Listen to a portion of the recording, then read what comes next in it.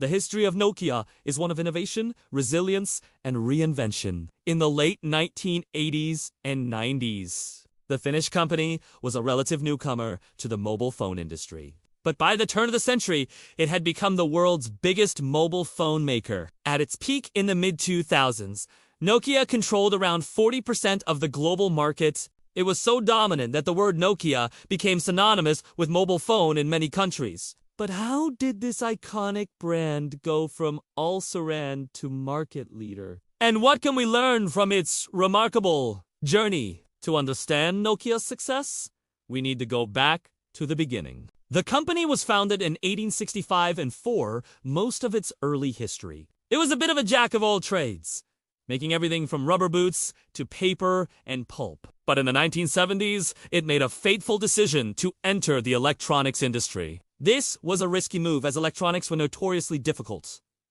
to manufacture, and the industry was dominated by big players like Sony and Panasonic. But Nokia was undeterred, and in 1982, it set up a new mobile phone division. The first Nokia phones were not much to look at. They were large, clunky devices that were more suited to businessmen than the average consumer.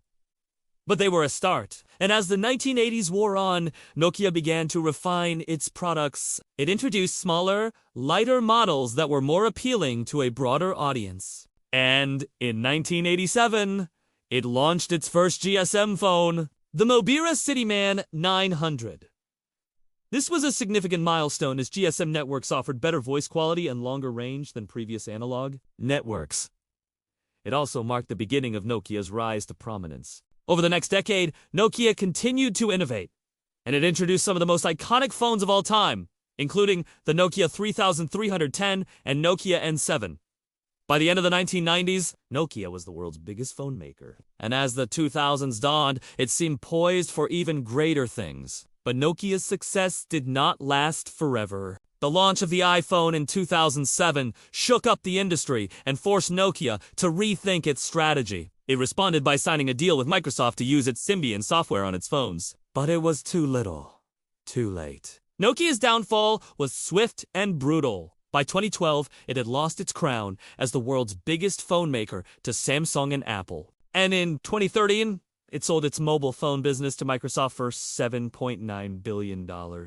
Today, Nokia lives on as part of Microsoft, and it continues to make phones. But it's no longer the powerhouse it once was. Nevertheless, Nokia's story is an important one. It teaches us that even the most successful companies can fall if they fail to adapt, and it shows us the importance of innovation and timing. Nokia was once the most successful phone maker in the world. Today, it's a distant memory, but its story is far from over, and who knows what the future may hold.